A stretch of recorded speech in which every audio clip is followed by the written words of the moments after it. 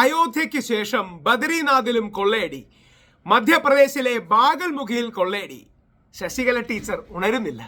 ഹിന്ദു ഉണരൂ ഉണരൂ എന്ന് ഏറ്റവും പറയുന്ന ടീച്ചറാണ്. ടീച്ചറെ, ഹിന്ദുക്കളുടെ ക്ഷേത്രത്തിൽ തീവെട്ടിക്കൊള്ള നടക്കുകയാണ്. ടീച്ചർ എന്താ ഉണരാത്തത്? നമുക്ക് നോക്കാം. മറുഭാഗത്ത് മുസ്ലിം ഉണ്ടെങ്കിലേ ടീച്ചർ പലപ്പോഴും ഉണരാറുള്ളൂ, അല്ലെങ്കിൽ ക്രിസ്ത്യാനി ഉണ്ടെങ്കിലേ ഉണരാറുള്ളൂ. യഥാർത്ഥത്തിൽ തീവ്ര ഹിന്ദു ക്ഷേത്രങ്ങളെ കൊള്ളയടിക്കുകയാണ്.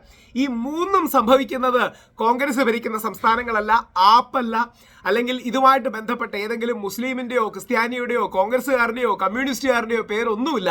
അയോധ്യ, ബദ്രീനാഥ്, ബാഗൽമുഖി, 3 സ്ഥലത്തും വൻ കൊള്ള നടക്കുകയാണ്. നമുക്ക് അതിന്റെ ഡീറ്റെയിൽസിലേക്ക് നോക്കാം. അതിന് ശ്രീ രാജീവ് ചന്ദ്രശേഖർ, അതായത് BJP പ്രസിഡന്റായ രാജീവ് ചന്ദ്രശേഖർ ഓൺ ചെയ്യുന്ന കേരളത്തിലെ ഏറ്റവും പ്രമുഖമായ ഏഷ്യാനെറ്റ് ന്യൂസ് ചാനൽ എന്ന് നമുക്കൊന്ന് കേട്ടു നോക്കാം. ബദരീനാഥ് ക്ഷേത്രത്തിലെ സംഭാവന കൊള്ളയിൽ ക്ഷേത്ര സമിതി ചെയർമാന്റെ പേഴ്സണൽ അസിസ്റ്റന്റിനെതിരെ കേസെടുത്തിരിക്കുകയാണ്.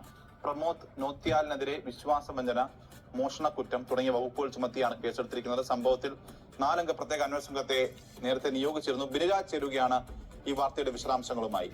ബിനുരാജ്.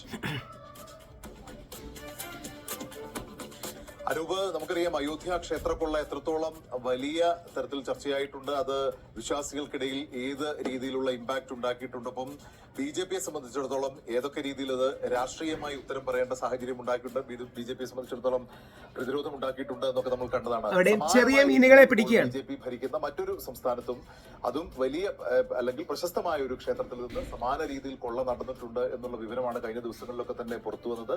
ബദരീനാഥ് ക്ഷേത്രത്തിൽ ചെയർമാനെതിരെ കേസില്ല, ചെയർമാന്റെ PAക്ക് രീതിയിൽ സംഭാവനയായി കിട്ടിയിരുന്ന പണം ബദ്രീനാഥിൽ നിന്ന് കോടികൾ അടിച്ചു മാറ്റി എന്നുള്ള വിവരമാണ് കഴിഞ്ഞ ദിവസങ്ങളിലൊക്കെ തന്നെ പുറത്തു വന്നിരുന്നത്.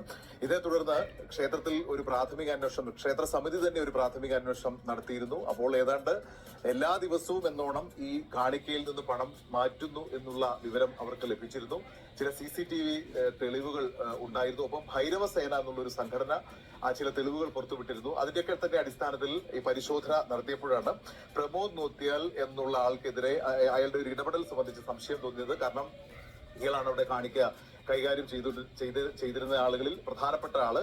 അപ്പോൾ അങ്ങനെയുള്ള അയാൾ ഈ ക്ഷേത്ര സമിതി ചെയർമാന്റെ പേഴ്സണൽ അസിസ്റ്റന്റ് ആണ്. ആ ക്ഷേത്ര സമിതി ചെയർമാന്റെ പേഴ്സണൽ അസിസ്റ്റന്റ് ആയ അവിടത്തെ ചെമ്പത്രായി പണം മാറ്റുന്നുണ്ട് എന്ന് കണ്ടെത്തിയിട്ടുണ്ട്. അപ്പോൾ ഇയാൾക്കെതിരെ ക്ഷേത്രം ആര് കണ്ടെത്തി?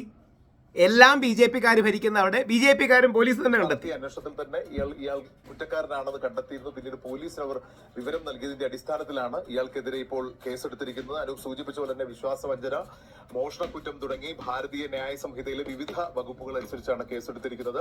ഇയാൾ മാത്രമല്ല ഈ തട്ടിപ്പിൽ ഉൾപ്പെട്ടിട്ടുള്ളത് എന്നുള്ള നിഗമനത്തിലാണ് പോലീസ് അടക്കമുള്ളത്. അതുകൊണ്ട് അന്വേഷണം കൂടുതൽ വിശദമായി നടക്കും. ഒപ്പം ചെയർമാനും ഇപ്പോൾ സംശയത്തിന്റെ നിഴലിൽ നിൽക്കുകയാണ്.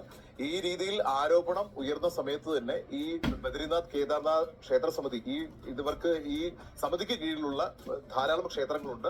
ആ ക്ഷേത്രങ്ങളിൽ മുന്നറിയിപ്പായി ഇവർ മെസ്സേജ് നൽകിയിരുന്നു. പ്രത്യേകിച്ച് ആ സന്ദേശത്തിൽ പറഞ്ഞിരിക്കുന്ന ഏതെങ്കിലും തരത്തിൽ ഇങ്ങനെ വിശ്വാസവഞ്ചന നടത്തിയാൽ അല്ലെങ്കിൽ പണം അപഹരിച്ചു കഴിഞ്ഞാൽ കടുത്ത ശിക്ഷ നൽകും എന്ന് ഈ ചെയർമാൻ തന്നെ ഒപ്പിട്ട് നൽകിയ ഒരു സർക്കുലറാണ് അന്ന് ഈ ക്ഷേത്രങ്ങൾക്കെല്ലാം അയച്ചത്.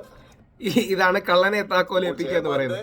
ജീവനക്കാരൻ തന്നെ, ചെയർമാന്റെ പേഴ്സണൽ അസിസ്റ്റന്റ് തന്നെ ഈ വിഷയത്തിൽ കേസെടുത്തിരിക്കുകയാണ്, അല്ലെങ്കിൽ പിടിയിലായിരിക്കുന്നു എന്ന് നമുക്ക് പറയാം. മാത്രമല്ല ഈ വിഷയത്തിൽ മറ്റൊരു പ്രധാനപ്പെട്ട വിഷയം ഇപ്പോൾ ഈ ഒരു 4 അംഗ സംഘത്തെ കഴിഞ്ഞ ദിവസം ഈ അന്വേഷണത്തിന് വേണ്ടി നിയോഗിച്ചിരുന്നു. ആ 4 അംഗ സംഘം അവിടെ അന്വേഷണം തുടങ്ങിയിരിക്കുകയാണ്. ആ അന്വേഷണം നടക്കുന്നതിനിടെയാണ് ഇപ്പോൾ ഒരാൾക്കെതിരെ കേസെടുത്ത് അറസ്റ്റിലേക്കുള്ള നീക്കത്തിലേക്ക് പോയിരിക്കുന്നത്. അപ്പോൾ ഈ വിഷയത്തിലും വളരെ ശക്തമായ നിലപാട് സ്വീകരിക്കും എന്ന് സംസ്ഥാന സർക്കാർ അറിയിച്ചിട്ടുണ്ട്. മുഖ്യമന്ത്രി പുഷ്കർ സിംഗ് ധാമി തന്നെ പ്രത്യേക അന്വേഷണം നടത്തിയിരുന്നു. അതിനുശേഷമാണ് ഇപ്പോൾ ആ സംഭവത്തിൽ ഒരാൾക്കെതിരെ കേസ്. അവിടെ എവിടെയും മുസ്ലിമോ ക്രിസ്ത്യാനിയോ കമ്മ്യൂണിസ്റ്റുകാരനോ കോൺഗ്രസ്സുകാരനോ അത്തരത്തിലുള്ള സംശയങ്ങൾ ഒരു പാർട്ടിക്കാരും അല്ല, അവരുടെ തന്നെയാണ് കളി. ഇപ്പോൾ നടപടികൾ പുരോഗമിക്കുകയാണ്.